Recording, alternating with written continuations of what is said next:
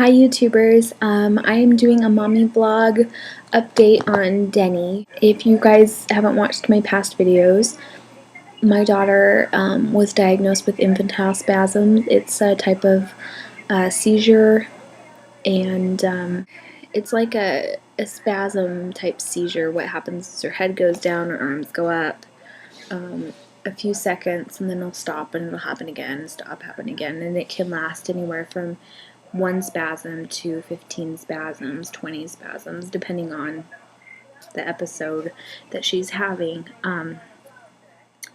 Anyway, we are having another EEG on the 19th, which I'm really excited about. Lately, Denny's seizures are increasing a lot. She's having them every day now. Whereas before it was like every other day. Sometime right now she's having them every day, and it's like multiple seizures, multiple episodes. So it gets really nerve-wracking every time.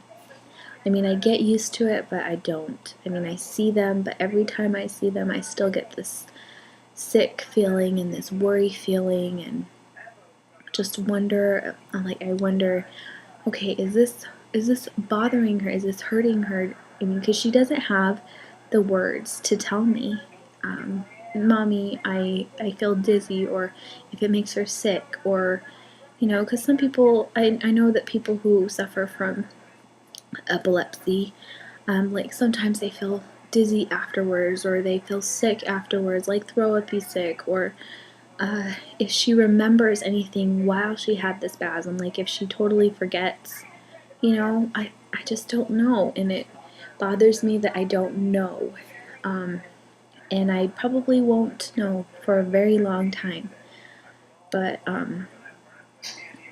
it also worries me.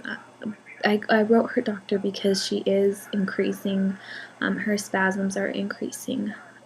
They can be called spasms or seizures, like interchangeable word there. But they are increasing a lot. And when I wrote her doctor, I said, do I need to be concerned? Is this bad that they are increasing so much? And she said, well, there is, because they're increasing, there is concern that the hypsarrhythmia could come back or could be reoccurring. If you don't know what hypsarrhythmia is, it is disorganization in the brain, and it can cause brain damage if not treated, if not taken away. When she was first diagnosed, she had hypsarrhythmia, and she was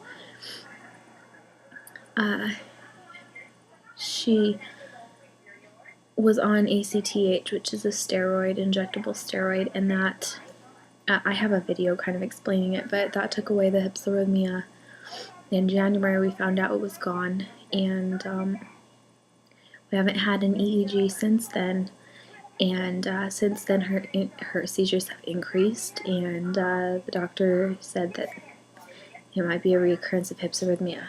But the good news is Denny's vocabulary has increased greatly increased, and I just, part of me feels like, no, she's fine, the hypsarrhythmia is gone because of all the progress she's making. But then every time I see those seizures, I think, oh no, what if it's back? Because if it's back, then that's not good. The reason Denny is behind and she gets a teacher to come in is because of the hypsarrhythmia in the first place. She stopped learning and regressed, and that's why she's behind. So she only has, I mean, she's saying so many new words, and she's doing so much better, but she is, if you compare her to a kid who is right on track, she is a lot farther behind. And it's funny because I don't really notice that she's behind until I am around other kids her age or younger, and I see that they are much farther than she is, and they can actually talk to me and communicate and say, oh, the ball's under the table, or, you know, they'll listen to me when I say something like, go get the ball under the table, and they'll go get the ball under the table. My daughter won't do that. She has no idea what I'm saying. If I say, go get the ball under the table, she doesn't know what I'm saying. And, you know, when you have a child who is behind, I don't think that while you're with them, I don't think that you focus on the fact that they are behind and you're trying to catch them up to the kids at their level. For me, I just want her to progress every day and get a little farther every day. So I don't think, oh, she's behind the other kids. I think, oh, she learned new words today, or, you know, she's doing so much better at this than she did last month. But then when I see other kids, like I help in the nursery at church, and all the kids, Denny's with them, and all the kids that are around her age are there, and she's behind, and I can see a very clear difference in the level that she is at and the level that they're at. And on those days, I realize my daughter is behind, and I don't think that clicks throughout the week or whatever, but on those days it's harder for me because I realize how far behind she is compared to these other kids. And I know it's not good to compare your child to other kids, and I know that she has reason to be behind. It's not that I'm disappointed in her at all. That has nothing to do with it. I am so proud of the progress she's made and all that she has gone through. She has gone through so much more than most kids her age. I am so proud to have her as my daughter. I just feel bad because I know that she gets so frustrated that she can't communicate, because she knows she wants to say these words, she wants to communicate, she wants to tell me what she's feeling and what she's thinking, but she doesn't have the words and the ability to get them out the way that these other kids can. And I know it's frustrating for her, and that hurts me because I know that she wants to so badly, and all I can do is help her and try and get her, help her through these times. But it hurts me that I can't just put those words in her mouth and say, here's the words, use them. I wish I could do that, and it's really frustrating to not be able to do that.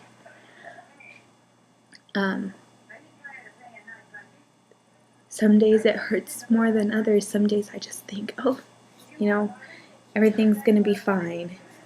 And other days I worry. I know that she's going to be fine, but it's just frustrating sometimes.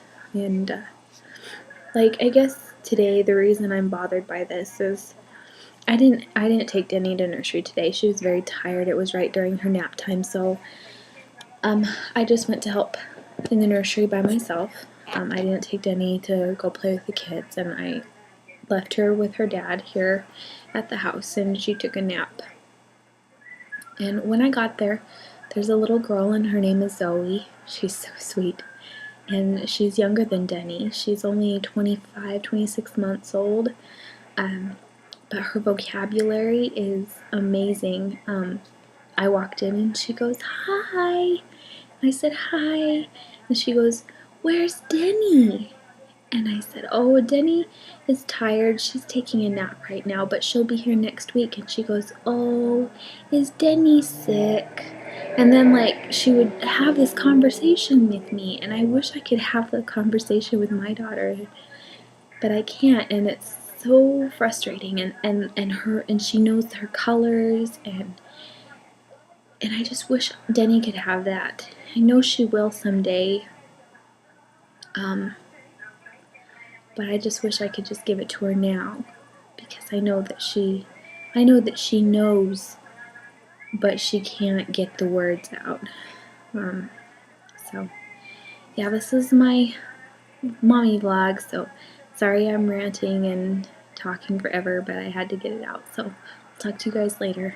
Bye.